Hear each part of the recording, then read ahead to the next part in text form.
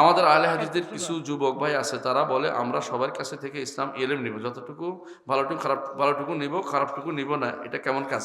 সুন্দর একটা প্রশ্ন করেছেন। আমার কাছে দুইটা জড়িত। এক নম্বর, এটা কিন্তু গুরুত্বপূর্ণ প্রশ্ন আমি মনে করছি, মনে রাখবেন। একটা হচ্ছে এলেম নেয়া, একটা হচ্ছে হাদিস নেয়া। অনেকে বলবে আপনাকে যে ইমাম বুখারী রহমতুল্লাহ তো অমুক খারিজ থেকে হাদিস নিছে। হাদিস নেওয়ার কারণটা হচ্ছে হাদিসের কি সনদ দিয়ে শুদ্ধ হলে নেওয়ার বিষয়। এলেম হচ্ছে বুঝটা, হাদিস কোনো বুঝ না। হাদিস হচ্ছে কি বর্ণনা, রসুলের কথাটাকে ঠিক হয়েছে কিনা। লোকটা সত্যবাদী কিন্তু তার মধ্যে একটু সমস্যা আছে, এটা বুঝছে, কিন্তু কথাটা সত্য, তার কথা সত্যবাদী বলে প্রমাণিত হয়েছে। সে কোনোদিন মিথ্যা কথা বলে প্রমাণিত হয়েছে, কথা বুঝেন কিনা। তো তার হাদিসটা কিন্তু অনেকেই নিছে। হাদিস নিয়ে আর এলেম নিয়ে এক কথা না। এলেম নিয়ে আরো ভয়াবহ বিষয়। এই জন্য ইমাম ইবনে সিরিন রহমতুল্লাহ বলছেন, ইন্না হাযাল ইলমা দীনুন ফানজুরু আম্মান তাখুযুনা দীনাকুম।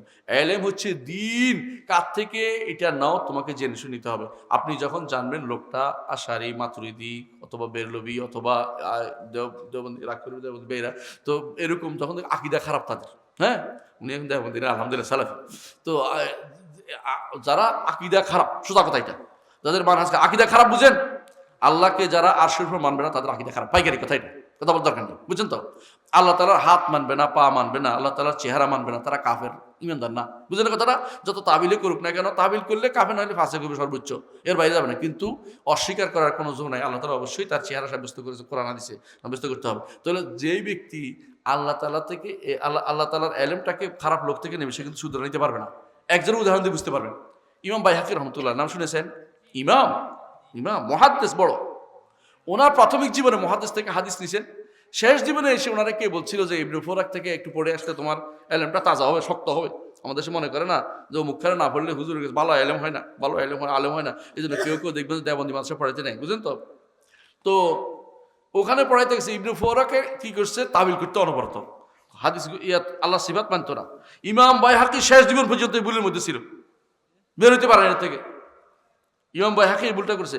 মুহাদ্দিসদের মধ্যে আপনি আর কাউকে এত ভুলের কোনোদিন ভুলের মধ্যে দেখবেন না, ইমাম বাইহাকী এই ভুলের মধ্যে করেছে, কারণ তিনি কি খারাপ ওস্তাদের কাছে পড়ছেন।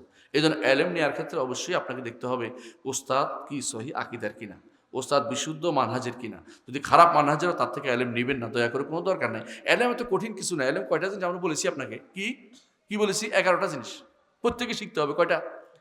ইমানের কয়টা? 6টা। ইসলামের কয়টা? 11টা জিনিস যদি আপনি সুন্দরটা নেন, অসুবিধা কি?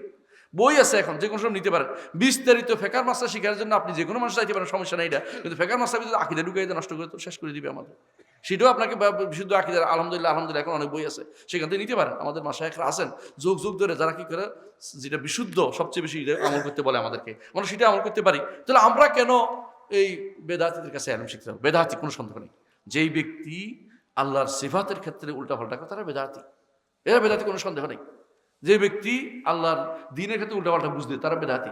যারা বলবে রাসূলুল্লাহ সাল্লাল্লাহু আলাইহি ওয়াসাল্লাম তারা দুনিয়ার জীবনে জীবিত আছে, তো কাফের, ইমানদার না। আল্লাহ কোরআনের বিরোধিতা করতেছে, রাসূলের হাদিসের বিরোধিতা করতেছে, ইজমার বিরোধিতা করতেছে।